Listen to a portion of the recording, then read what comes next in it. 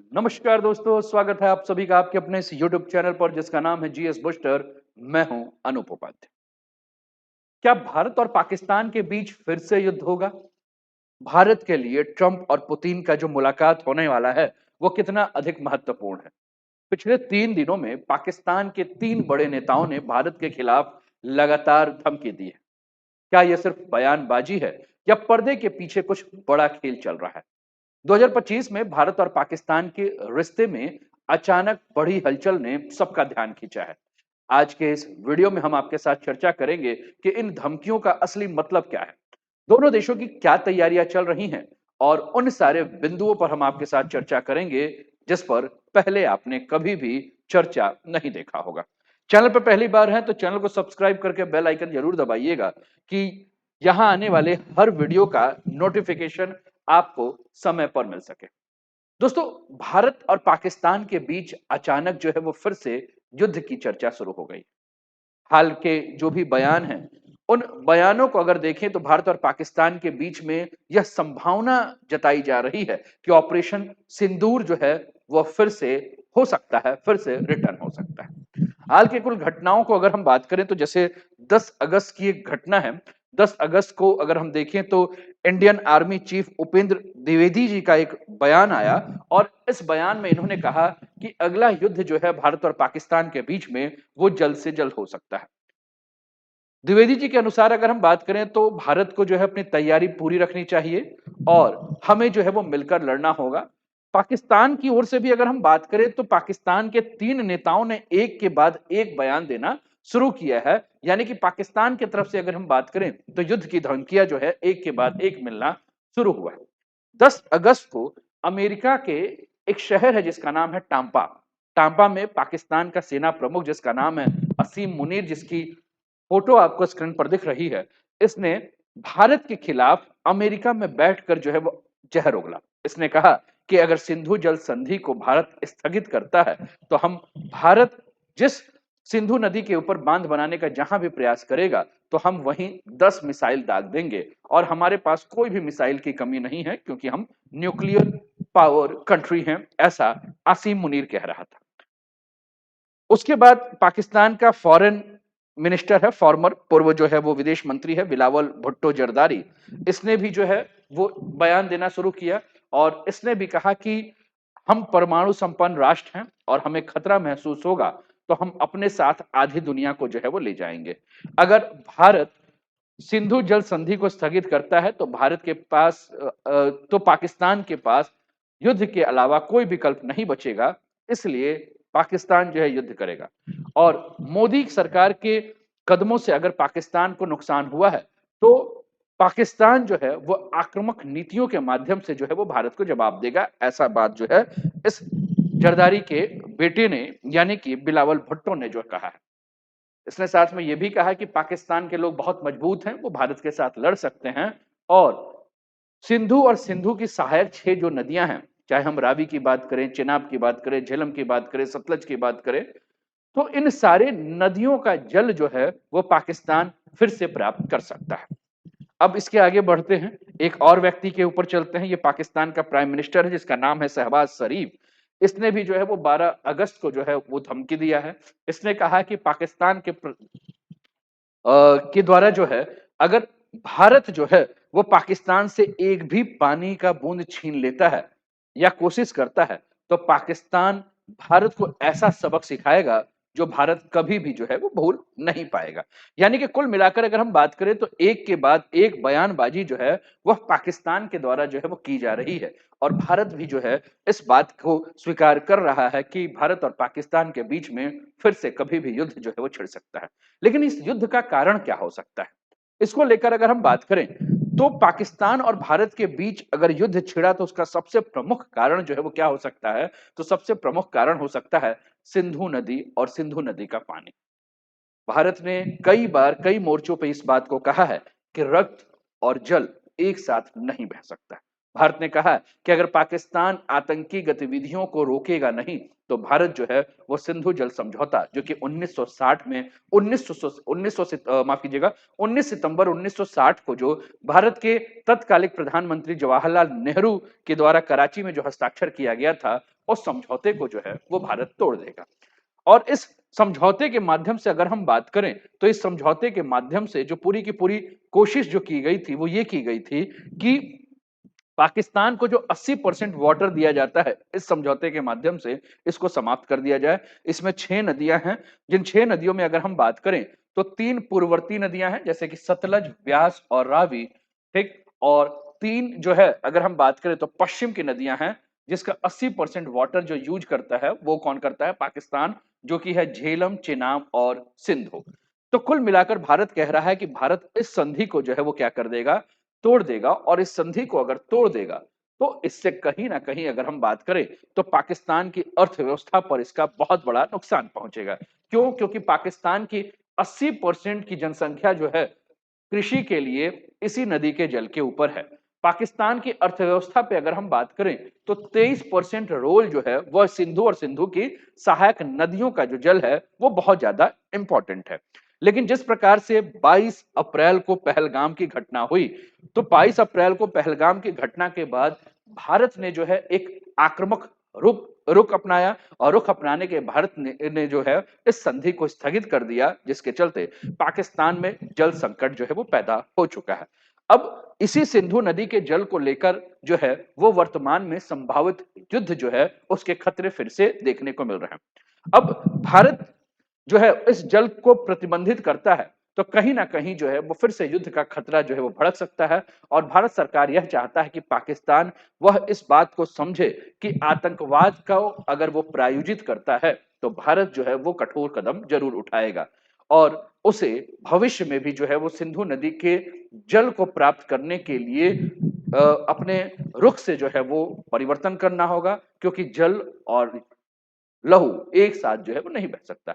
अगर भारत पाकिस्तान के आतंकी शिविरों पे हमला करता है, ठीक, तो कुल मिलाकर अगर हम बात करें तो पाकिस्तान जवाब देगा ही। लेकिन भारत ने यह भी कहा है कि अगर पाकिस्तान आतंकवादी रुख अपना के रखता है तो भारत जो है वो फिर से ऑपरेशन सिंदूर जैसे जो ऑपरेशंस हैं उसको चला सकता है।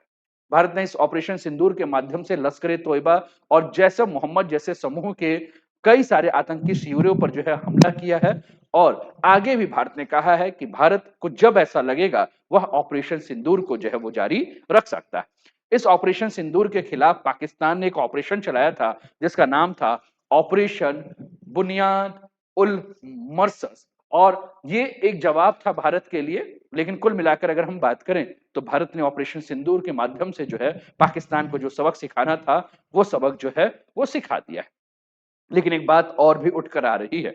आपकी स्क्रीन पर मैं एक न्यूज का कटिंग दे रहा हूं, ये द हिंदू का कटिंग है। और इस न्यूज को अगर आप देखेंगे तो 30 मई 2025 का ये कटिंग है जिसमें राजनाथ सिंह जो है वो ये कह रहे हैं कि people of Pakistan occupied Jammu Kashmir will voluntary return to India से राजनाथ। मतलब कि जो पाकिस्तान के लोग हैं वो जम्मू कश्मीर का जो हिस्सा है उसको स्वैच्छिक जो है वो क्या करे, वापस करे। और जब से ये बात हुई है तो भारत में ये आवाज उठ रही है कि भारत जो है वो जल्दी से पाक ऑक्यूपाइड जम्मू कश्मीर का जो हिस्सा है उसको भारत को जो है वो वापस कर दिया जाए। इसके अलावा अगर हम बात करें तो 2019 और 2024 में भी राजनाथ सिंह ने जो है वो कई सार्वजनिक मंचों से ये बात कहा कि पाक ऑक्यूपाइड कश्मीर जो है वह भारत का हिस्सा है और भारत जो है इसे जल्द ही वापस लेगा। तो कुल मिलाकर अगर हम बात करें तो पहलगाम के हमले के बाद भारत में पाक ऑक्यूपाइड जम्मू कश्मीर को वापस लेने की मांग बहुत बढ़ गई है। और यह भी कहा जा रहा है कि भारत जो है पाकिस्तान कह रहा है कि अगर भारत मुजफ्फराबाद, कोटली या भीमबेर में किसी भी प्रकार की कार्यवाही पाकिस्तान ऑक्यूपाइड कश्मीर को लेने के लिए करता है तो पाकिस्तान जो है इसे युद्ध मानकर जो है जवाबी कार्यवाही कर सकता है। अब ऑपरेशन सिंदूर के बाद कई सारे ऐसे घटनाक्रम हुए हैं जिन घटनाक्रम के हिसाब से हम अंदाजा लगा सकते हैं कि भारत और पाकिस्तान दोनों जो हैं एक अगले युद्ध की तैयारी कर रहे हैं। आप अपने स्क्रीन पर 22 जुलाई 2025 की एक कटिंग देखिए जो टाइम्स ऑफ इंडिया ने कवर किया है। Army finally get the first 3 of the 6 Apache attack helicopter ordered from the US. यानी कि अब भारत जो है वो अपाचे हेलीकॉप्टर को जो है वो डिमांड कर रहा है। भारत जो है अपने कुल मिलाकर अगर हम बात करें तो अपाचे हेलीकॉप्टर के अलावा अगर देखें तो ड्रोन स्क्वाड्रन जो है उसकी संख्या बढ़ा रहा है।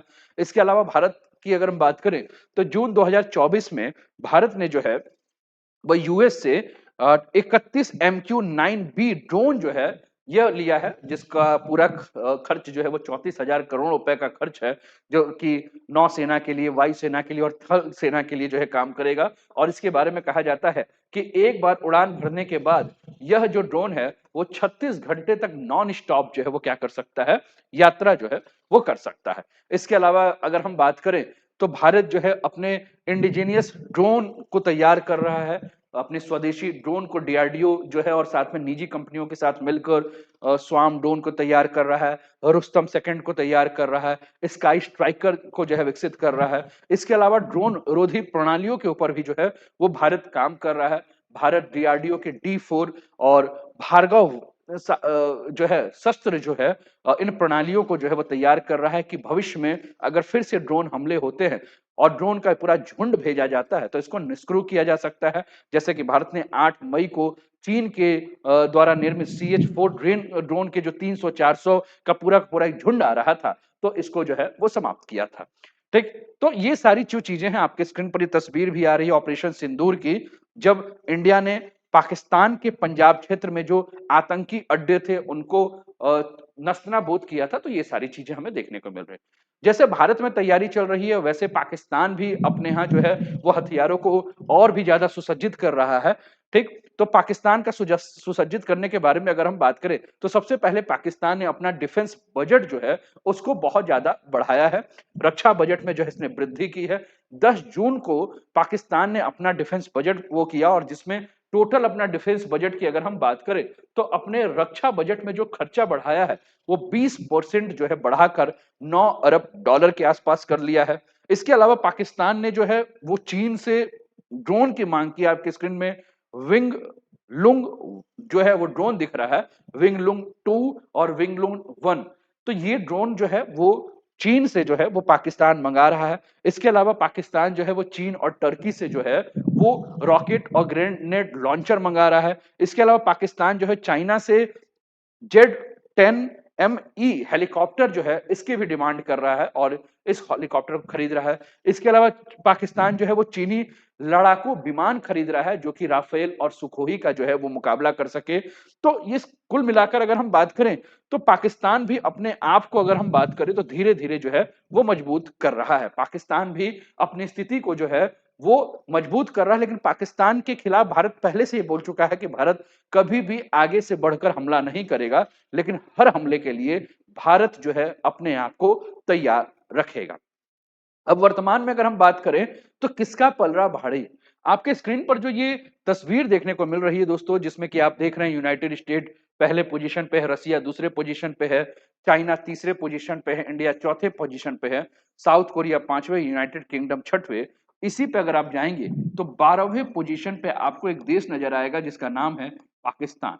और ये जो सूचकांक आपकी स्क्रीन पर आपको देखने को मिल रहा है, ये जो इंडेक्स आपके स्क्रीन पर आपको देखने को मिल रहा है, यह ग्लोबल फायर पावर इंडेक्स जो है द्वारा जारी किया गया है, जो कि 145 देशों की पूरी सूची जो है जारी की गई है।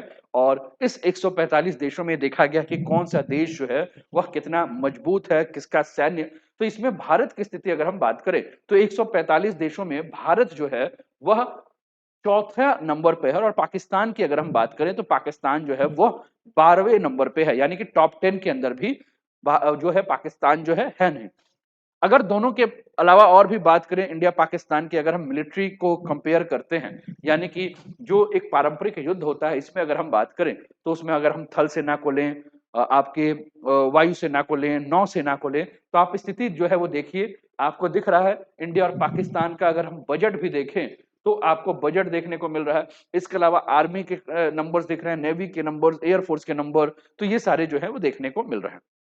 ठीक है, तो कुल मिलाकर ये सारी चीजें हैं। इसके अलावा अगर हम न्यूक्लियर पावर के बारे में अगर हम बात कर रहे हैं, दोनों देशों के पास आपको न्यूक्लियर जो है कि पावर वाले दोनों देश हैं, तो ये आप देख रहे हैं कि इनके पास कैसे कैसे जो है वो आपको हथियार देख रहे हैं, वायुसेना के जो है वो विमान आपको देखने को मिल रहे हैं।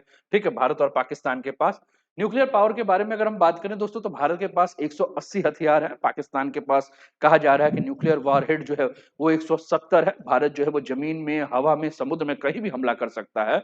और पाकिस्तान जो है वो इस प्रकार के हमले करने में अभी तक जो है वो सक्षम नहीं है। भारत का सकल घरेलू उत्पाद अगर हम बात करें तो पाकिस्तान से 10 गुना ज्यादा बड़ा है। पाकिस्तान का पूरा जो अर्थव्यवस्था है वो भीख पर जो है वो चल रहा है। अगर हम रणनीतिक इच्छा शक्ति के बारे में बात करें दोनों देशों में, तो भारत की रणनीतिक इच्छा शक्ति आप देख सकते हैं, भारत ने 2016 में सर्जिकल स्ट्राइक किया था। भारत ने 2019 में जो है वो बालाकोट किया था, और अभी हाल फिलहाल में आप देख रहे हैं कि भारत ने ऑपरेशन सिंदूर के माध्यम से अपना आक्रामक रुख जो है वो सबके सामने रख दिया है। ऑपरेशन सिंदूर के बाद पाकिस्तान की बयानबाजी तेज हो गई है। सेना प्रमुख असीम मुनीर जो है वह सक्रिय रूप से अंतर्राष्ट्रीय दौरे पर जा रहे हैं, भड़काऊ जो है वो बयान दे रहे हैं।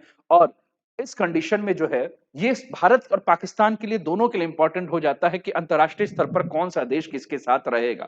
अगर भारत और पाकिस्तान का युद्ध होता है तो यूएसए के बारे में अगर हम बात करें दोस्तों, तो कभी भी अमेरिका जो है वो खुल के तो नहीं, लेकिन इनडायरेक्टली अगर हम बात करें तो पाकिस्तान के सपोर्ट में आपको देखने को मिलेगा। रशिया जो है, आपने देखा S-400 और ब्रह्मोस जो कि ऑपरेशन सिंदूर में सबसे ज्यादा इसका यूज हुआ, रशिया ने खुलकर जो है वो इंडिया का सपोर्ट किया है। चाइना, हम जान रहे हैं कि वो कहीं ना कहीं पाकिस्तान को ही सपोर्ट करता है, वो करेगा। इजराइल इंडिया के साथ है। बांग्लादेश जो है अब नया पूरा सरकार हो गया है, सब कुछ नया हो चुका है, तो बांग्लादेश जो है ये डिप्लोमेटिक रूप से अगर हम बात करें तो पाकिस्तान को सपोर्ट करेगा। नेपाल, भूटान और अफगानिस्तान की बात करें तो जिस प्रकार से ऐतिहासिक संबंध भारत के हैं, तो कहीं ना कहीं ये जो है वो भारत को ही सपोर्ट करते हुए नजर आ रहे हैं। ठीक, लेकिन एक बात हमें और भी समझना है। हमने कहा कि अंतर्राष्ट्रीय स्तर पर अगर हम बात करें, अंतर्राष्ट्रीय मंच पर अगर हम बात करें, तो आसिम मुनीर जहां भी जा रहा है वो भारत के खिलाफ बयानबाजी कर रहा है, और भारत के खिलाफ ये बयानबाजी कर रहा है, इसके पीछे कहीं ना कहीं ट्रंप का एक बहुत बड़ा हाथ आपको इनडायरेक्टली देखने को मिलेगा। आपको समझना होगा, ट्रंप पाकिस्तान को उसी प्रकार से यूज करना चाह रहा है जैसे ट्रंप ने यूक्रेन को जो है वो रशिया के खिलाफ यूज किया है। आपके स्क्रीन पर ये तस्वीर देखने को मिल रही है। ये तस्वीर बीबीसी ने कवर किया है। आपको पता है कि कल 15 अगस्त है, और 15 अगस्त को ट्रंप और पुतिन की मुलाकात होने वाली है अलास्का में, और जो मीटिंग होने वाली है वो जो है वो किसके ऊपर है, यूक्रेन को लेकर है। तो जेलेंस्की और यूरोप के लीडर जो हैं वो ट्रंप के साथ आज जो है वो मीटिंग करने वाले हैं, जो है वीडियो कॉल पे मीटिंग होने वाली है, और इसके माध्यम से ट्रंप के ऊपर पूरा दबाव बनाया जाएगा कि किसी भी प्रकार से पुतिन को जो है वो अ, दबाव में रख सकें। लेकिन अब आपको देखना है कि ये जो कल का मीटिंग होने वाला है, इस मीटिंग में पुतिन जो है वो अपने आत्मसम्मान के साथ कोई भी समझौता नहीं करेंगे, और ट्रंप की पूरी कोशिश होगी कि ट्रंप जो है वह रूस और यूक्रेन के बीच में युद्ध को रुकवाकर अंतर्राष्ट्रीय स्तर पर अपने आप को सीज फायर के सबसे बड़े नेता के रूप में जो है वह प्रसिद्ध कर सकें। जैसे कि कई सारे युद्धों को रुकवाने के बाद उसका मतलब, युद्ध रुकवाएं चाहे मत रुकवाएं, लेकिन उसका तमगा जो है ट्रंप ने अपने आप को दे रखा है। लेकिन आपको एक बात और भी ध्यान रखना होगा, आप अपने स्क्रीन पर इस तस्वीर को देखिए। यह 13 अगस्त के आसपास की तस्वीर है। ट्रंप वार्न्स रशिया, हाँ, ट्रंप ने जो है रशिया को वार्न भी किया है कि अगर पुतिन बात नहीं मानेंगे तो रशिया के लिए बहुत खतरनाक हो सकता है। ये ट्रंप का अपना बयान है। लेकिन एक चीज और भी आपको ध्यान रखना होगा, ये ध्यान रखना होगा, बात जुलाई की है।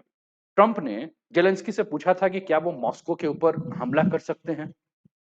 ठीक, जेलेंस्की ने हामी भरी थी कि हाँ, वो मॉस्को के ऊपर जब चाहें तब हमला कर सकते हैं। ठीक, यानी कि ट्रंप जेलेंस्की के माध्यम से ये देखना चाहते थे कि यूक्रेन की पहुंच रूस में कहां तक की है। वर्तमान संदर्भ में अगर हम बात करें तो अंदर खाने से तो खबर ये भी आ रही है कि ट्रंप जेलेंस्की को ये समझा रहे हैं कि यूक्रेन के जितने हिस्से को रूस ने कब्जा कर लिया है उसको अब वो भूल जाएं, वो अब रूस का ही है, जितना है उसी में जो है वो संतुष्ट रहे।